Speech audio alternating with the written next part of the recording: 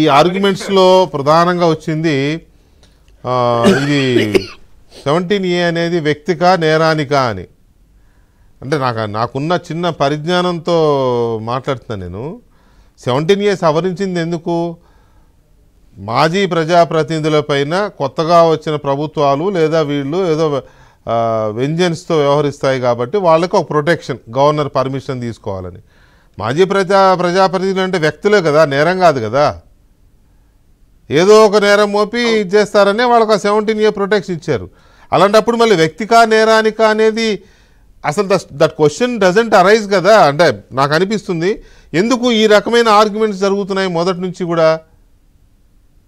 వెంకటకృష్ణ గారు, ఏదైతే మీరు ఈ ప్రశ్న అడిగారు చూడండి, వ్యక్తిక నేరానిక అన్న ఆ యొక్క దానికి ఒక సరైన ఆన్సరు ఆ అమెండ్మెంట్ యాక్ట్ లోనే ఉందండి.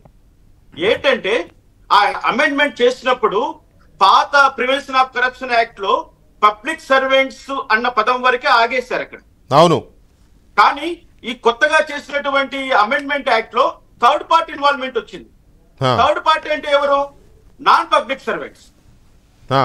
అంటే ఏంటి? మీడియేటర్స్. ఆ మీడియేటర్స్ ను కొత్తగా తీసుకొచ్చినటువంటి యాక్ట్ లో ఇన్సర్ట్ చేశారు. అది కూడా మనకు చాలా క్లియర్ గా ఉంది. ఇక్కడ చెప్తున్నాను, ఇక్కడ సెక్షన్ 7 ఓల్డ్ యాక్ట్ లో ఎనీ పబ్లిక్ సర్వెంట్ హూ అనే దగ్గర ఒక ఎక్స్ప్రెషన్ తీసుకొచ్చారు. వాళ్ళు ఏమన్నారంటే థర్డ్ పార్టీని కూడా ఇక్కడ బాధ్యతలు చేశారు ఈ కొత్తగా తీసుకొచ్చినటువంటి అమెండ్మెంట్ యాక్ట్ లో.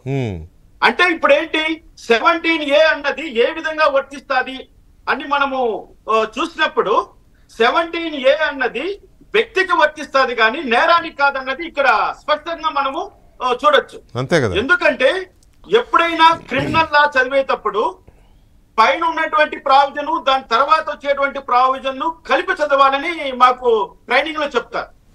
అంటే పైన ఉన్నది అర్థమవుతేనే మనము కింద ఉన్నటువంటి ప్రావిజన్ మనకి అర్థమవుతుంది. పైన ఉన్నది అర్థం చేసుకుంటేనే ఆ కింద ఉన్నదానికి మనం సరైనటువంటి న్యాయం చేయగలుగుతాం. అంటే ఇక్కడ ఏంటి, ఈ చట్టంలో థర్డ్ పార్టీని ఇన్వాల్వ్ చేస్తూ ఉన్నారు కాబట్టి 17Aని తీసుకొచ్చేదానికి ఇది ఒక ప్రధాన కారణం. ఇప్పుడు థర్డ్ పార్టీని 17A వర్తిస్తుందని ఎవరైనా అంటే అపహాస్యం పాలైపోతామా లేదా మనము? అవును. ఇప్పుడు ఒక లంచము తీసుకునే టైంలో ఒక థర్డ్ పార్టీ మొత్తం చేస్తారండి. ఒక పార్టీకి ప్రభుత్వ అధికారికి మధ్యలో ఒక థర్డ్ పార్టీ ఎవరు ఇన్వాల్వ్ అయి ఉంటారు, అతనికి ఎటువంటి సంబంధం ఉండదు. అటువంటి వ్యక్తి ఇన్వాల్వ్ అయినప్పుడు అతనికి కూడా 17A నాకు వర్తిస్తుంది కదా అని కోర్టు ముందరికి అతను వస్తే అది అపహాస్యం అవుతుందా, అది ఏమన్నా కరెక్ట్ అవుతుందా? ఆ ఉద్దేశంతోనే ఈ యొక్క యాక్ట్ ఏం పెట్టారు, 17A అన్నది వ్యక్తికి ఆపాదించబడ్డటువంటి ప్రావిజనే కానీ ఇది నేరానికి ఆపాదించినటువంటి నేరం కాదు. ఇంతకు ముందే మన మిత్రుడు సతీష్ గారు చాలా క్లియర్ గా చెప్పేశారు. ఏమన్నారు అతను, నన్ను అరెస్ట్ చేసేటప్పుడు నాకున్నటువంటి అధికారాన్ని నన్ను మీరు ఉపయోగించాలి కానీ మిగతా విషయాలతో నాకేంటి సంబంధం అని చంద్రబాబు నాయుడు గారు ప్రశ్నించేటువంటి అధికారం ఇక్కడ ఉంది. అవును. ఎందుకు? నేను ఆ రోజు తీసుకున్నటువంటి నిర్ణయము ఒక విధానపరమైన నిర్ణయము, ఒక ముఖ్యమంత్రిగా ఒక పబ్లిక్ సర్వెంట్ గా నేను తీసుకుంటున్న నిర్ణయాన్ని మీరు తప్పుపడుతున్నారు కాబట్టి అందులో ఏమైనా లోటుపాట్లు ఉంటే నా పైన విచారణ చేయాలనుకుంటే దాన్ని ముందస్తుగా గవర్నర్ గారి దగ్గర అనుమతి తీసుకోండి అని అంటున్నారే కానీ నన్ను ఈ కేసు నుంచి పూర్తిగా నన్ను తొలగించండి అనట్లేదే. ఇంతకు ముందు పట్టాభి గారు ఒక సంగతి ఒక జడ్జిమెంట్ లో ఒక పోర్షన్ చదివి వినిపించారు.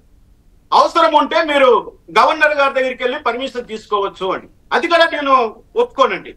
ఎందుకు ఒప్పుకోనంటానంటే ఇక్కడ చట్టంలో క్లియర్ గా ఉంది, నో పర్సన్ షెల్ అంటే ఏంటి, no police officer shall conduct any enquiry or arrest anything. So 17A no person shall అంటే ఎఫ్ఐఆర్ కట్టడానికి లేదు, ఇన్వెస్టిగేషన్ స్టార్ట్ చేయడానికే లేదు, రిమాండ్ చేయడానికే లేదు. నువ్వు కావాల్సినప్పుడు పోయి పర్మిషన్ అప్లై చేస్తానంటే హౌ ఇట్ ఈస్ జస్టిఫైబుల్ అంటే అదే తప్పు. అంటే ఇనిషియల్ గా ఎఫ్ఐఆర్ నమోదు చేయడం కోసమే నువ్వు ఎంక్వైరీ ఆ మీనింగ్ చాలా డిఫికల్ట్ గా ఉంటది. ఒకే మీనింగ్ ఒకే అర్థం ఉన్నప్పటికీ కూడా ఎంక్వైరీకి చాలా డెఫినేషన్స్ ఉన్నాయి. అంటే నువ్వు ఎఫ్ఐఆర్ నమోదు చేసే ముందుగానే ఫలానా పబ్లిక్ సర్వెంట్ మీద ఎఫ్ఐఆర్ నమోదు చేస్తున్నాం అన్నటువంటి మెటీరియల్ నువ్వు గవర్నర్ గారి యొక్క టేబుల్ ముందు పెట్టి గవర్నర్ గారి యొక్క ముందస్తు అనుమతి తీసుకున్న తర్వాతనే నువ్వు ఎఫ్ఐఆర్ చేర్చాలి. రైట్. అంటే ఎఫ్ఐఆర్ లో ఇక్కడ చంద్రబాబు నాయుడు గారి పేరు లేదు, నో డౌట్ అట్ ఆల్. ఏం చేశారు సిఐడి వాళ్ళు? ఒక మెమో వేశారు. ఎప్పుడు వేశారు?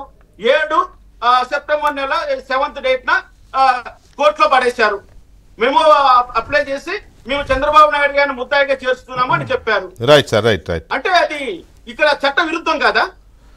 అదే అందుకే కదా ఇప్పుడు ఇంత చర్చ అంతా కూడా జడ్జి గారు కూడా అన్నారు కదా, అనిరుద్ బోస్ గారు అదే కదా అన్నారు, ఈ చట్ట విరుద్ధం, ఈ అరెస్ట్ చేయడం అనేది చట్టవిరుద్ధం, కేసులు పెట్టడం చట్టవిరుద్ధం, జడ్జి గారు కూడా అదే కదా చెప్పారు.